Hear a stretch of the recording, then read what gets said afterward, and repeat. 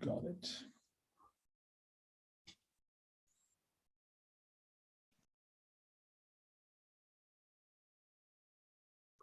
Okay.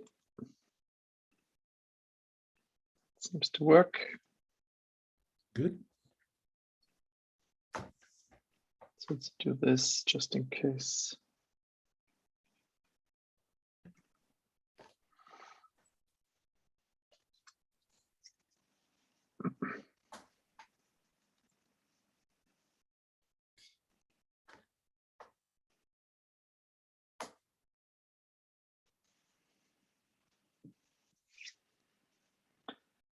All right, so then I'd say let's start. Yeah, welcome everyone to another session of our InfoSec research seminar. It's my great pleasure today to introduce Jaap-Henk Hoepman, who is an associate professor at the digital security group of the Radboud University Nijmegen in the Netherlands. He is also an associate professor in the IT law section of the Transboundary Legal Studies Department of the Faculty of Law of the University of Groningen. He's also working on iHub, which is an interdisciplinary research hub on security, privacy, and data governance, as well as the Privacy and Identity Lab. And yeah, as you might have already guessed, he's studying privacy by design and privacy-friendly protocols, in particular with a focus on identity management and the Internet of Things. And he is very much involved in the discussion and debate concerning security and privacy in our society. And today, his talk is about why privacy is hard and 7 other myths and how to achieve privacy through careful design. Jaap-Henk, the floor is yours. Thanks for coming. Thank you, Philip. Thank you for the introduction. Let me share the screen. Good. Yes, this works. I hope. Yes. Yep. Good. So yes, I have too many affiliations. I could probably fill the whole screen with logos. Let's not do that. One more thing to mention, this explains the empty bookshelves behind my back, is I'm currently a guest professor at Karlstad University in Sweden. That's where I am at the moment. What I want to do here is talk about basically a book that appeared now 2 days ago, which is entitled Privacy is Hard and 7 Other Myths. Published by MIT Press. I asked when you guys approached me, like, what would be an interesting topic? And then I gave you 3 options. This was the option that came out as the favorite. It's going to be a slightly more high-level talk in terms of like the content, but I want to sort of like talk about privacy by design, why privacy is important, and how you can, use technology to protect privacy instead of using technology to invade privacy. And this is all structured around 8 different privacy myths. And the first myth is the myth that we are not collecting personal data. This is something that many organizations, especially a few years ago, were pretty much thinking, believing, and maybe sometimes in honesty believing, or maybe sometimes slightly more disingenuous. The problem is that if you look around, and this is something that you need to be sort of like sensitive to, and this is something that I discovered, and sometimes I think I'm stupid maybe, when I was driving my car into a garage in the Netherlands near a hospital, and I drove out. I paid for the parking, and I was sort of ready to stick the token back into the machine like you used to be doing when you had to drive out, but I didn't have to do that. The barrier just opened and I could drive out. And I was like, what? How did that happen? Until I realized that apparently somehow when driving in, it had registered my number plate, my license plate. And when driving out, it just sort of rechecked this and saw that, okay, this license plate has been paid for. And then if you look around, and this is actually something that the book tries to teach you, that just by looking around, just by observing, just by watching, you can really observe a lot in terms of like the kind of information, all these different systems that we use and services that we use are collecting personal data.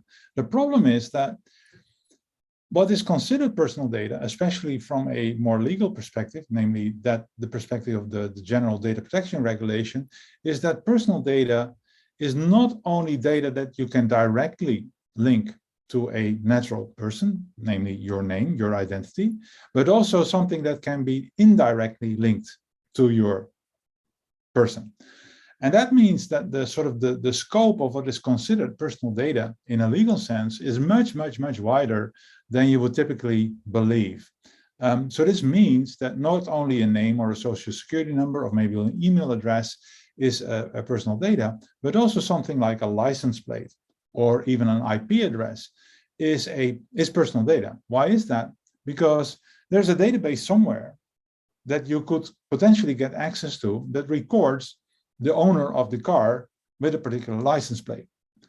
And because in all likelihood, the person in the car is the owner, therefore all the movements of the car will be very closely correlated to whatever the owner is doing. Same with IP addresses. The IP address you use, especially if you're at home, will be issued by an internet service provider, and the internet service provider again has this link between you and the IP address. This makes IP addresses and license plates personal data. So then if you look, you will see that many things that we do involve the collection of personal data. So parking your car, making payments involves your bank account number. If you travel by public transport, the Oyster card in the UK and London, but also in the Netherlands, we have OV chip card. Basically, this keeps a record of all the trips that I make linked to a personal number, again, linked to my personal account at the National Public Transport Authority. If you read online, if you read a book, probably depending a bit on the platform that you use, it keeps track of when you read, how long you take reading a page, when you stop reading. And this kind of information is used to improve all kinds of services. So instead of the myth that we are not collecting personal data, we actually see that we are collecting personal data. Almost everything that we do these days collects personal data. So this is one of the myths that is, of course, in the book much more extensively busted in this way. The second one, the famous quote by Scott McNeely, who said, you have zero privacy anyway, get over it. As sort of saying that the way technology develops is something that we have very little influence over. Now, it's important to realize that what is privacy and and how technology impacts privacy changes over the years. And this is something that you see, for instance, if you look at the more, say, legal definitions of what privacy was supposed to be, changes over time. And especially with the advent of computers in the 1950s and networking in the 1980s, things really started changing. Now, the very first right to privacy was the right to be let alone, formulated by Warren and Brandeis. And even that right, that privacy right, was sort of formulated as a response to technological developments back in those days. And that was the development of more cheaper, easier to operate cameras, and the fact that printing became cheaper, and therefore local newspapers with pictures of local events started appearing in cities in the US. And therefore, the concern of Warren and Brandeis was that, as they quote literally in the paper, was what was once supposed to be kept to the closet is now shouted from the rooftops. So they had this sense that those technological developments really changed and really had a negative impact of what they think should remain private.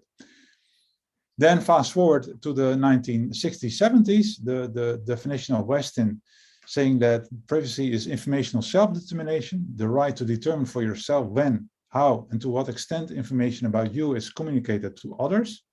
This really has to do with this the advancement of computing and the use of computers in government and business administration.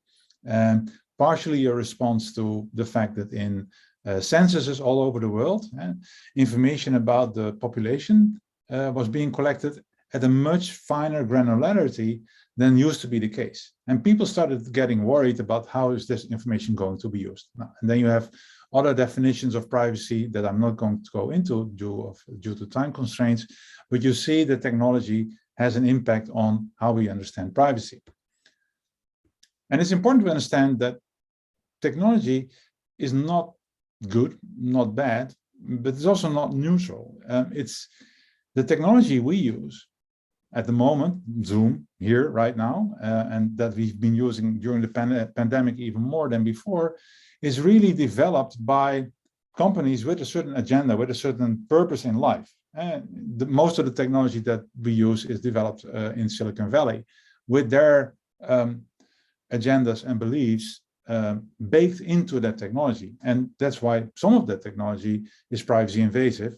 And what is important to realize is that this is not necessarily so. Another thing to realize is that a lot of the technology that we use is basically leaky, not leaky by design, but it is leakily designed. If you look at the amount of information that computers store, the amount of information that smartphones collect, the amount of information that the internet leaks, the amount of information you can basically get by observing web service traffic is staggering. And this is partly caused by the fact that most of these systems in their essence, if you look at computers and networking in particular, still work the way they were designed in the 60s or 80s, when we didn't have that many computers and nobody was really prepared for the fact that those things were going to be used at such a large scale for such personal reasons as we are using them now. Back then, basically anybody with a computer knew anybody else with a computer, roughly speaking. So why would we need security? Why would we need privacy? We knew each other anyway.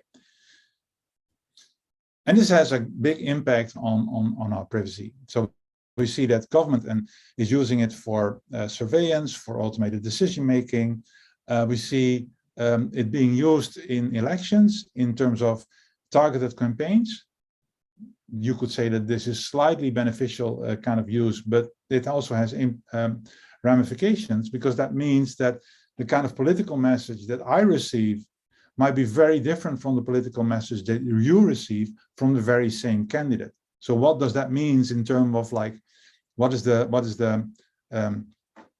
political standpoint or the political point of view of this candidate on a particular issue?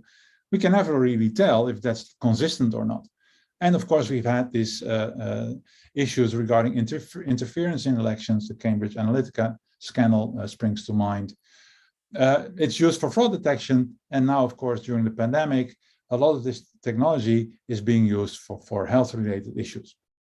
Businesses, it's the same, use it for personalization, targeted advertising, to select access based on profiles.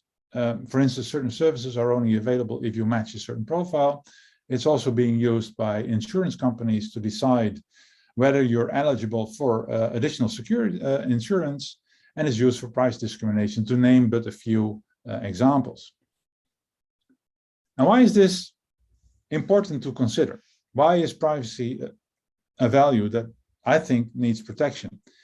It's important to realize it's not only a personal right, but it's also a societal need. So it protects personal freedom and autonomy, and it restores the power balance between organizations, governments, and businesses on the one hand, and individuals, citizens on the other hand.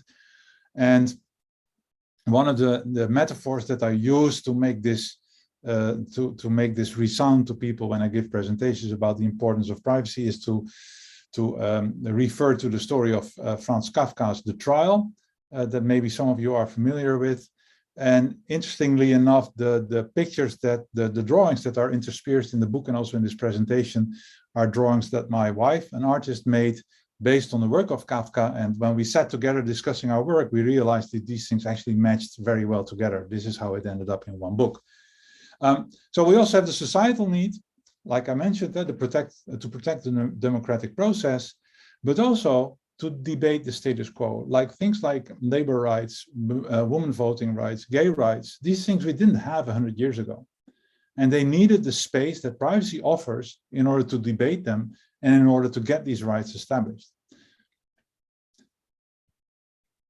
So we have the law to protect privacy, both in terms of like privacy as a fundamental right, and also I briefly mentioned that the GDPR, the data protection, which is for lawyers, those are really separate things, but I will not go into detail to that. What concerns me most is that legal protection is insufficient. So this has many different reasons, partially due to the territorial scope. Many of the offenders that we're talking about, the Facebooks, Googles, etc., in the world are really out of reach for law enforcement or for, say, data protection authorities. We do depend on the law being upheld by these data protection authorities, but these are understaffed, underfunded, and most of the stuff is being dealt with by the Irish DPA, which really makes matters worse. So that's one thing. And the other thing is that there's this risk of function creep. Even if you have law protecting you, the law can be basically scratched with the stroke of a pen. And basically the technology that was once specifically designed for a particular purpose can then be appropriated for other purposes without any limitation. So this is a problem. And therefore, we need privacy by design. And if anything, if you take anything from this presentation, it should be that privacy by design is really about thinking about how to protect privacy from the very start when thinking about automating a system or automating a process or designing a system. Because if you make any decisions at the start, they will have an impact later on. And so thinking about privacy later on in the design process will always be too late. And the example here, this picture is a restaurant, and this just shows how this, it's sort of like a kind of like thinking, changing perspective or thinking with a different mindset. So if you have a restaurant, even if it's very popular, and you are the manager of the restaurant and you want to allow people to reserve in advance, one traditional way of doing that is by allowing people to book online or phoning, and then just ask for the name and the number of people that they want to come to your restaurant with, and then put an entry in a diary saying, okay, today Mr. Johnson is coming with 4 people. You keep that diary not only to see if people reserved when they enter the restaurant, but you can also use that to do all kinds of analysis in terms of like how many people attended, how many people came to your restaurant in particular time slots or days of the week. And this will help you to maybe see how many staff you need or those kind of like logistics of a restaurant. But you see that if you do it this way, you collect a lot of personal data. So the question is there another way that does protect privacy, but does not impact the functionality of the system? And actually, there's a very simple way to do it. Namely, instead of asking for somebody for their name when they reserve, to hand out a random number or any kind of number to the person calling, saying, okay, this is your reservation number. Just mention the number when you come in. Your entry in your calendar will just have the number and the number of people coming. And at the end of the day, you can use that to check whether people have reserved, and you can use that to see what kind of days are more busy than other kinds of days. And therefore you have the same functionality as before, except that now, because you do not record any name, you are not processing personal data. So this is a very simple example. Privacy by design tries to do that, of course, in much more complex scenarios. The third myth that I discuss in the book, but that I'm not going to talk about a lot here in this talk, is the I've got nothing to hide myth, which is basically a kind of devious frame because it tries to pretend that privacy is used to hide bad things, which is really not the point at all. So let's not talk about that particular thing. One of the things that I also do in the book is discuss technologies that can be used to protect privacy. And in the case of I've got nothing to hide argument, I talk about privacy in databases. There's things like statistical disclosure control, differential privacy, But one thing that I wanted to briefly mention is the technology called polymorphic encryption, which is really a twist to standard cryptography, where normally speaking, when you use standard cryptography, you know, or you have to know, the recipient of the data, the recipient of the message, when you encrypt the data before you store it, for example. Now this works, but this makes it cumbersome if you, at the time of generating the data, you do not necessarily know who the recipient of the data would be. And the use case scenario that polymorphic encryption deals with is the example of a smartwatch that collects health-related data and that is stored somewhere in the cloud because it cannot be stored all on the watch. And you, as the owner of the watch, have access to this cloud data, and it's encrypted against your key. So that works. But what you would want to do, be able to do, is to basically use that data stored in the cloud in case of an emergency, and then be able to share that with an emergency response room in case something bad happens to you. Now, with traditional cryptography, that basically means that you would have to decrypt it with your own key and then re-encrypt against the key of the ER. But polymorphic encryption, based on basically using Al-Gamal in a slightly clever way, allows a so-called transcriptor to re-encrypt the data against the key of the ER with the specific property that the transcriptor itself does not get to see the plaintext. So this is an addition. So this is one technology, something that people in our group in Nijmegen have been working on. If you're interested, look just Google for polymorphic encryption and pseudonymization, and you will see how this works in much more detail than I'm going to talk about here. So the fourth myth is it's merely metadata. Many businesses will pretend that the normal communication, the normal data that you upload, this is important to protect, but the metadata, well, don't worry about it. It's just metadata. It's not really important. And this sort of ties into the distinction between different types of data that the World Economic Forum defined, namely the difference between volunteer data, that is data that you explicitly share on Facebook, on Instagram, or explicitly fill into forms when you register for a service, versus the observed data that is automatically collected implicitly without you necessarily knowing, and that is called observed data. And from that data, you can infer other data, and this is typically something that a service provider does. Now, why is that? What kind of data are we talking about? So you have local data, the operating system logs, document metadata. The example in the book that I use is the example of John McAfee, who at some point tried to escape law enforcement, but then he got interviewed by a journalist, and the journalist made a picture with his smartphone and then put that picture in the news story, but he forgot to remove the location data that the smartphone put into that picture, and therefore people knew where John McAfee was. That was, of course, not the intention, but this is the kind of metadata that is harmful. Then you, of course, have IP addresses and MAC addresses, and we have scripts and cookies that generate all kinds of metadata. Now, why is that so dangerous? And I would say, maybe you could argue, more dangerous than the observed, sort of explicitly given data, is the fact that it is collected surreptitiously. So you don't really know that the data is being collected. It is small, structured, so it's easy to collect, store, process, and analyze. And it's related to behavior. So actually, a better word for metadata would be behavioral data. And there's this saying, roughly saying, don't listen to what a man says, but look at what he does. If you really want to know what somebody's intentions, desires, wishes are, it doesn't necessarily help to listen, but it does help to look at what that person is doing.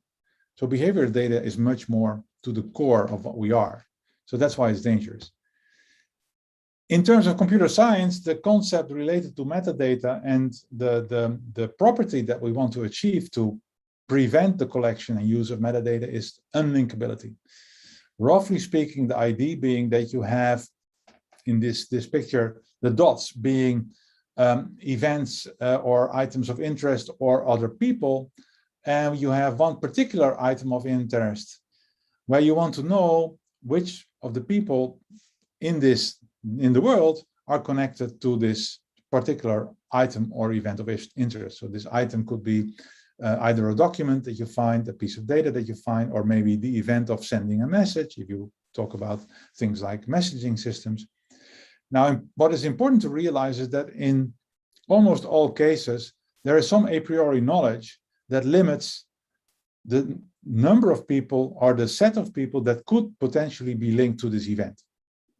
So you always have what is called the anonymity set that defines the extent of uncertainty that you have about who is linkable to this event or not.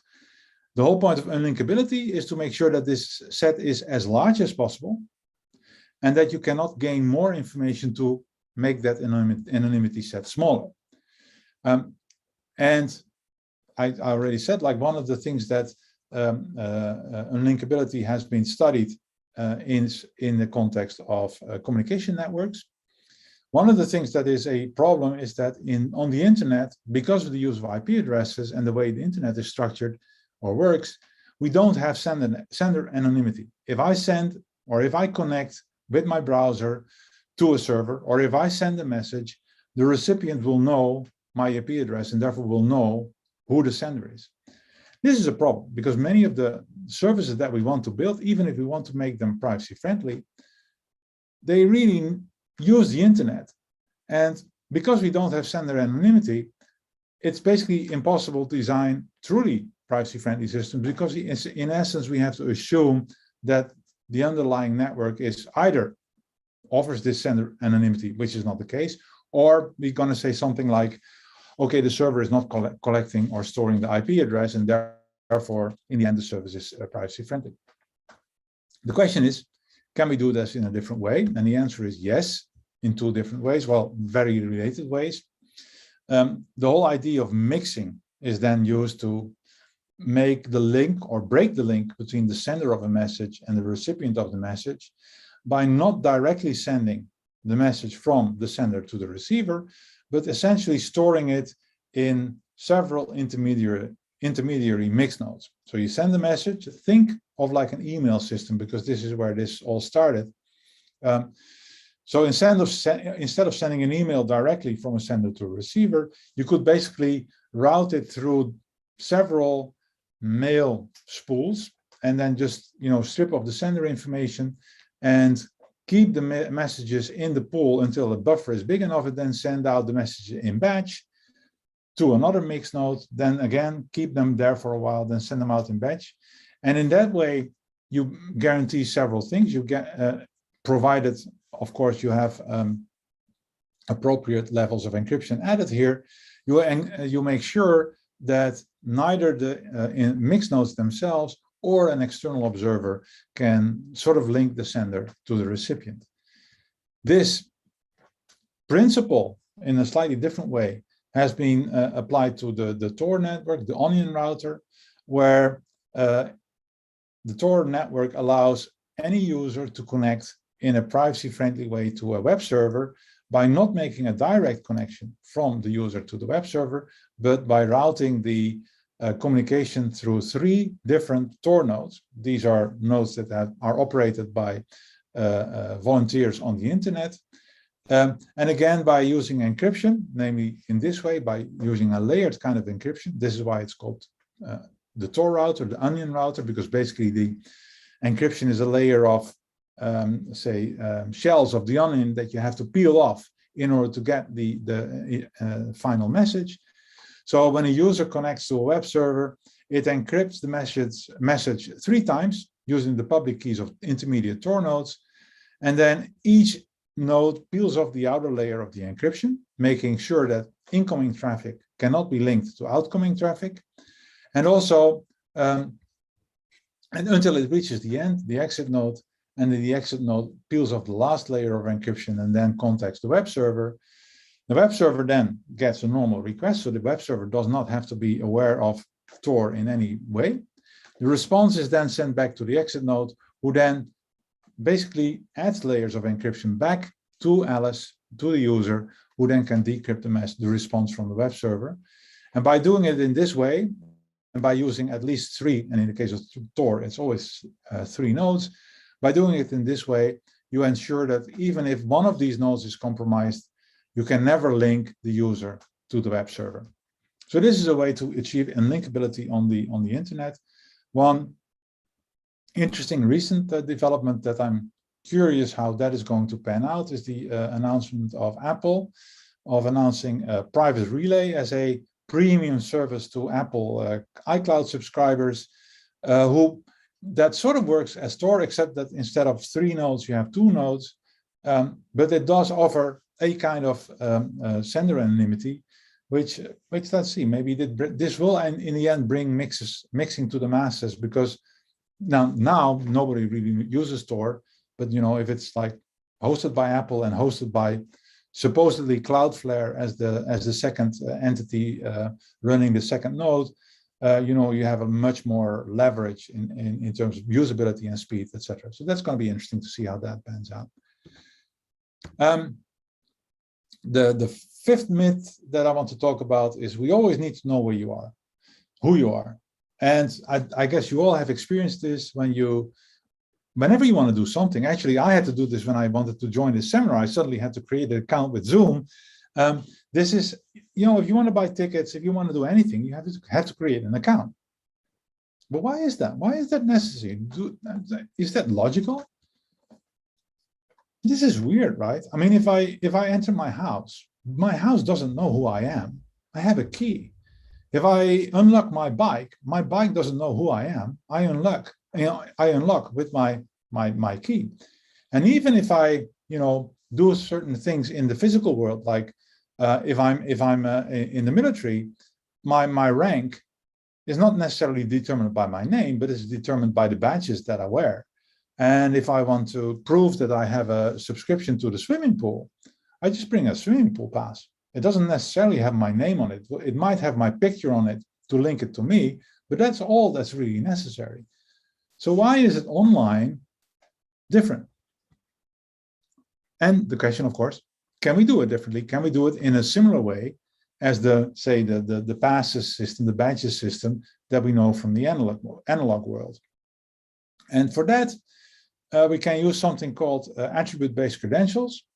One of the technologies that were sort of invented by David Chaum and then his PhD students and people at IBM Research, where the idea is that you separate the statement of what somebody is from when you show it to somebody else. And the attribute-based credential is then a container for a claim, where somebody who can vouch for a certain property of a person, for instance, the Dutch government can claim that I'm Dutch because the Dutch government is the sort of authoritative source of that information. And these claims are stored in so-called attribute-based credentials, and they are signed by the issuer. But the beauty of it is that you get these claims, these credentials, beforehand. You store them locally, for instance, on your smartphone, on a wallet. And then if you use a service later, you show the credential in such a way that it is unlinkable.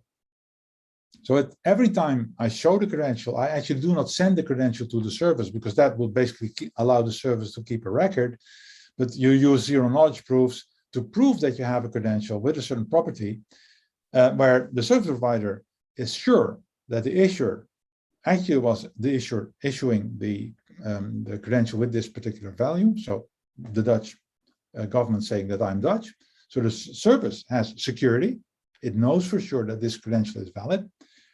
But I have privacy because I don't need to reveal my name. And I can actually use that attribute-based credential 100 times at the same service provider, but then the service provider would really not be able to link those 100 times to the same person. All he knows or she knows is that 100 different people happen to be Dutch at this time. And in practice, this is something that we developed in a system called IRMA in the Netherlands, and that we are now trying to field in practice. So we have small pilots doing that kind of stuff, and that's really interesting to see how that pans out. In terms of time, I will skip. Your data is safe with us. I will also I will skip the privacy and security are a zero-sum game. Those of you interested in that can look at my work on revocable privacy, and especially on the work on distributed encryption that allows you to, let me very, very briefly summarize what that means. It allows you to record information in a privacy-friendly way, in such a way that the only way to recover that particular piece of information is if you have it encrypted against several different keys.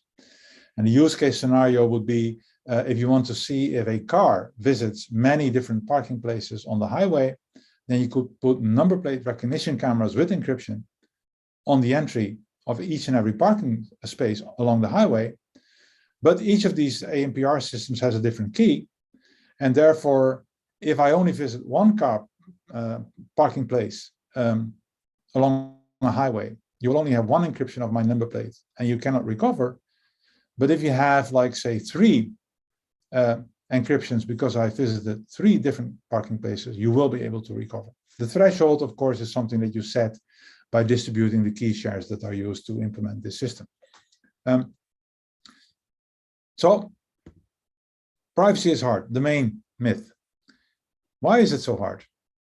Well, it's not hard, but it is difficult in the sense that privacy is different from security in the sense that it's really bridging technology, law, and society. This is why I work in all these institutions that are all like multidisciplinary, because we want to bring the lawyers and the social scientists and the computer scientists together to really think about, okay, what mechanisms can we think about to protect privacy? And these are not only legal measures, these are not only the technical measures, these are not only societal measures, it's a combination. And me as a technologist, I'm interested in the question of how do these requirements from society, from law, impact the technological development. It's also difficult for basically the same kind of like reasons when you want to apply this in practice in a company.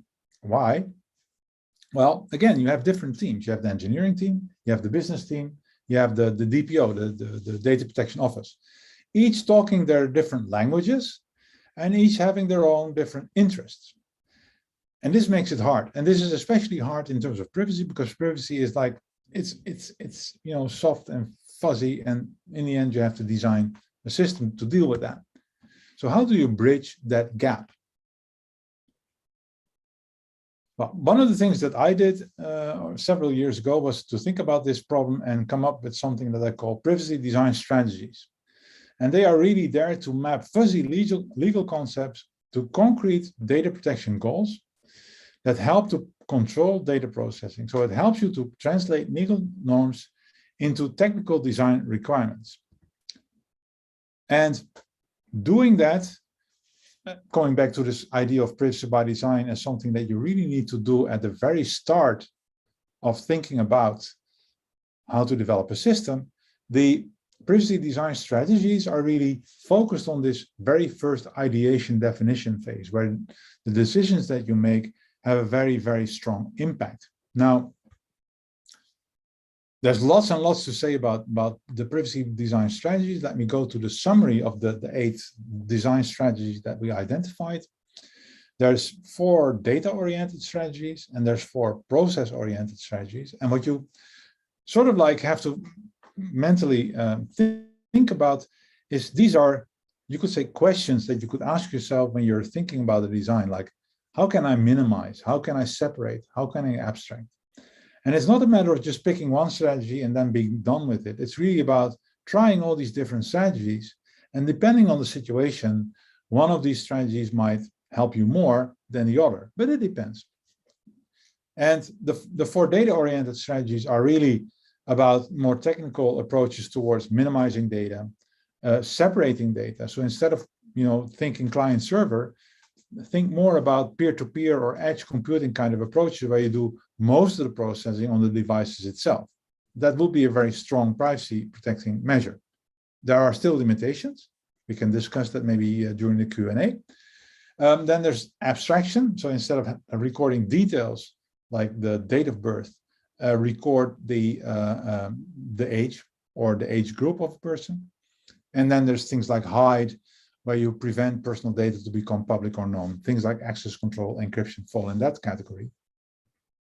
But what is also important is the more process-oriented approaches. So think about data subject access rights. So how do you inform data subjects about their processing of personal data? How do you give them control in terms of like changing the data or revoking consent? And if you talk about the data controller, the organization, basically responsible for the processing, how do you enforce commit to a processing of personal data in a privacy-friendly way? And how do you demonstrate that? How you convincingly show that you're actually doing this in the first place? So these are things that the strategies help you think about, make explicit, and therefore help you design the systems in the right way. So privacy isn't hard if you try. This is all what I'm talking about here now in 45 minutes is really documented to much greater extent and detail in the book that it came out 2 days ago, published by MIT Press. If you're interested, have a look. Let's have questions, and if there are any. And thank you for your attention. Yeah, thanks a lot for the great presentation. And yeah, thereby let's open the floor for questions. I'm going to stop sharing so I can see people. Yes. Yes, and I can see chats. I have a question. First, thanks for the talk. It was interesting. And so you talked about distributed encryption. I was wondering what's the difference between distributed encryption and threshold encryption. So we have got Pellier or Ergamal threshold encryption. Are there any differences? Or? Yeah, the difference is subtle, and but the difference with threshold encryption is that threshold encryption works slightly differently. You have an encrypted ciphertext, and then threshold encryption allows you to create decryption shares from the encrypted ciphertext, who then, when combined, can be used to decrypt. And here what you want is, you don't want one ciphertext, but you want different ciphertexts generated independently of one another. This is the difference. But they need to be decrypted when a threshold number of parties available. Is that correct? Or no. So the weird the weird thing with distributed encryption is that you don't in a way you don't need a decryption key. All you need is enough encrypted shares, and you combine. And by combining enough shares, you get the data. But if you do not have enough shares, you cannot decrypt. Whereas in the threshold encryption case, which for us we were struggling with this, because in a way for us threshold encryption is really threshold decryption. We discussed this in the paper at length, but this is sort of a problem in the terminology, but it works really differently. Okay, thanks. Thank you. You're welcome.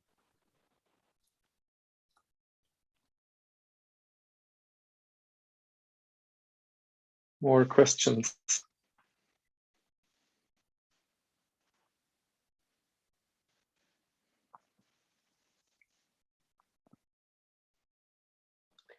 Since there's no question, I can ask one. Yeah, sure. Please go ahead. Later. So is that because it supports homomorphic kind of operation over the ciphertext? Or not? No. The main problem is when you want. So the use case that we want to implement is somebody drives a car. Let's make it very concrete. Somebody drives a car with a number plate, and he visits one car parking place, and you want to create a record of that, but you want to make sure that that record is encrypted, and you cannot decrypt unless you have other encryptions later during the day or maybe the week against a different key for a different parking place.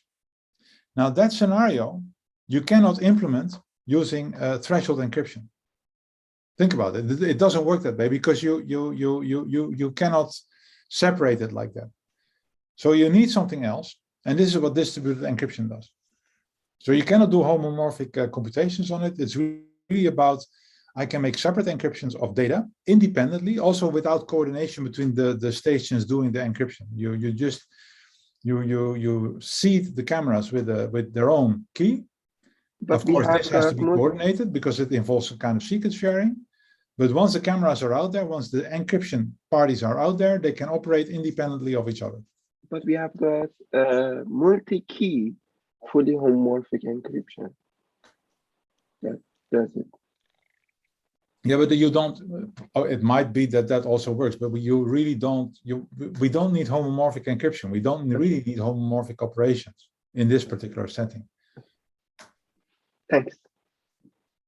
You're welcome.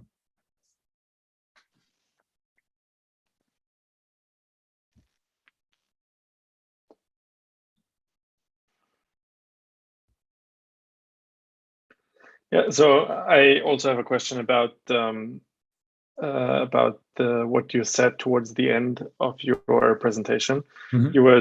You were mentioning that you were trying to turn like fuzzy law into something that's more how do you say it's concrete. More concrete. Yeah. Is it, I mean, like nowadays everybody talks about smart contracts, right? Is that somehow related, these concepts? I would say not. Okay. Because it's smart contracts are more the result of a design process, whereas what I'm talking about is the design process itself.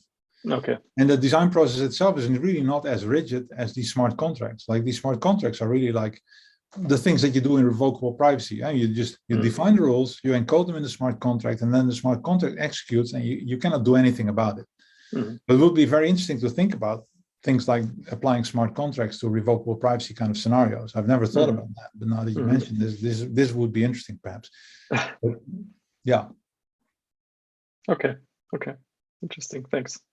You're welcome.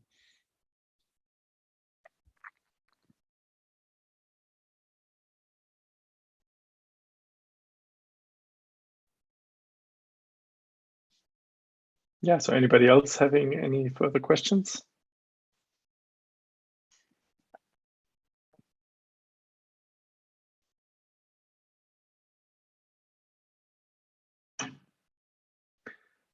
So I have one more.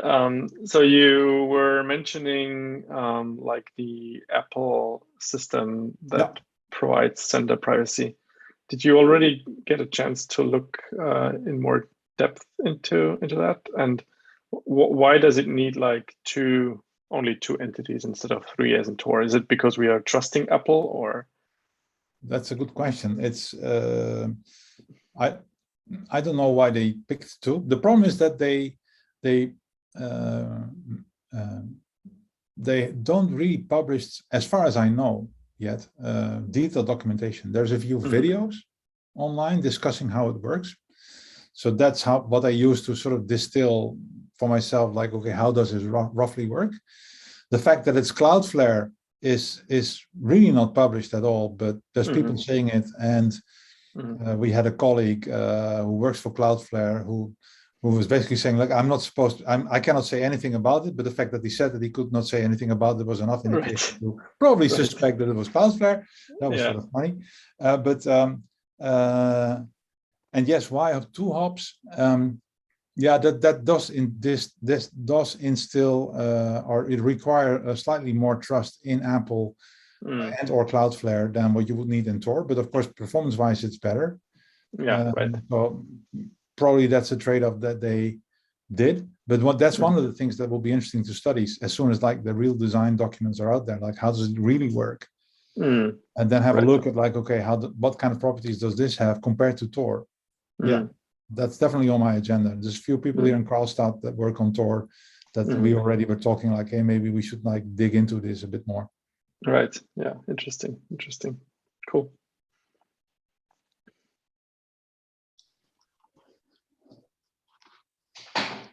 I can't see how to put up my hand, but I'd like to ask a question. Yeah, please go ahead. Based on your knowledge of these emerging technologies that can potentially help, I suppose, cloak our privacy, can you give me a vision of what the world will look like in 50 years' time if we did make privacy a priority? How would it? If we did or didn't? If we did. I think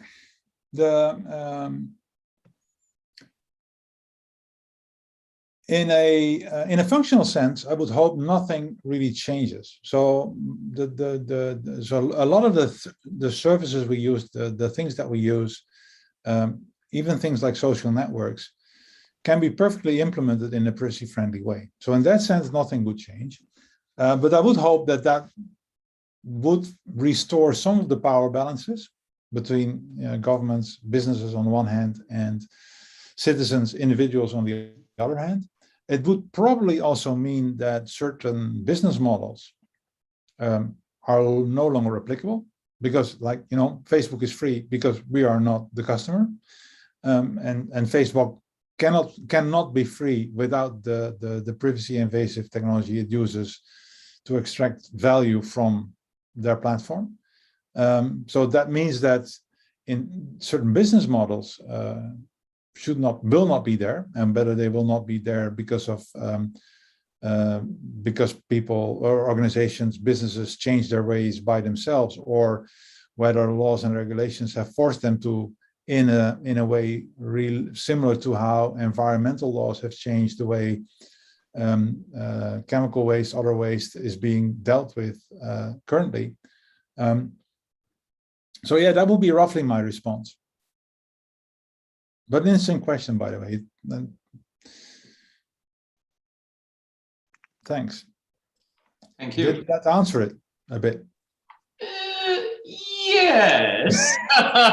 Yes, but no. I suppose I'm intrigued to try and imagine, in a way, the differences, because you know yourself that we can take current technologies and project forward a bit, and actually in 50 years' time, those are probably irrelevant, and there'll be other things that will have occurred in the meantime that we could never have imagined. It's a bit like mobile phones, 30 years ago, or the internet even. Yeah, but so of course there's going to be. I mean, I'm not a futurologist or anything, but yes, I mean there will be new technologies. But I mean, what I would hope is that when thinking of these new technologies, when inventing them, we would take privacy much more as a primary concern. Like invent the new smartphone, but then with privacy protection from the start. Something like along those lines. But what that would look like in practice, I have no idea.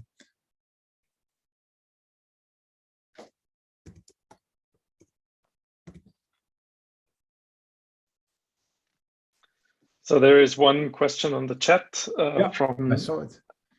Somebody from Nadine in Gothenburg, and she asks why are you visiting Karlstad, and whether there's lots of research on privacy going on there. So actually the reason is that there is a big group on security and privacy here, led by Simone Fischer-Hübner, who did a lot of stuff in transparency and identity management, areas that I've been working on, privacy by design. There's also one of the lead developers of Tor is working here, Tobias Poels. So that will be interesting. And it was also like a chance thing. Like they contacted me like, hey, we can apply for funding for a guest professorship. Would you be interested? And I was like, hey, well, sure. Yeah, that's an honor. Let's do it. And I know these guys, so let's go there. Nice. Another question.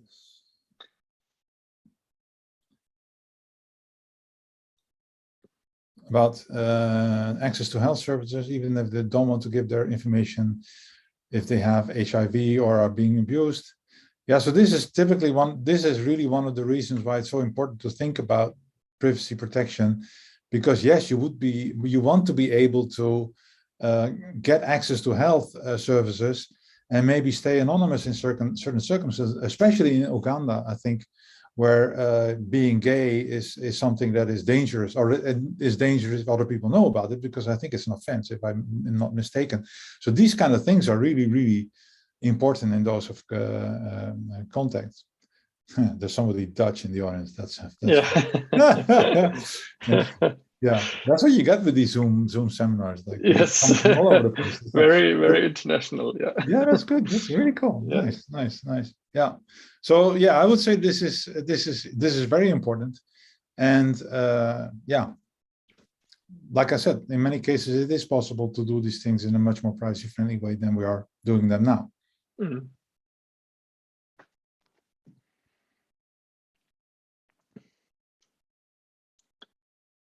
Okay, so I think we can take one last short question if anybody has one. Otherwise, I'll say let's wrap up.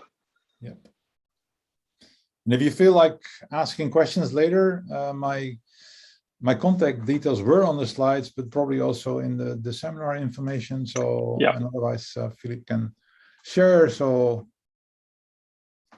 drop me. Yeah, they are in the seminar information, and it's also on the YouTube site. We have a link to your website. Okay, that's so people should find you. Then yes, yeah. Also, actually, so in terms of privacy, my first name, Jaap-Henk, each part is like so common in the Netherlands that, you know, Googling for Jaap, you would find millions. Okay. Googling for Henk as well. But if you Google the combination, you only find me.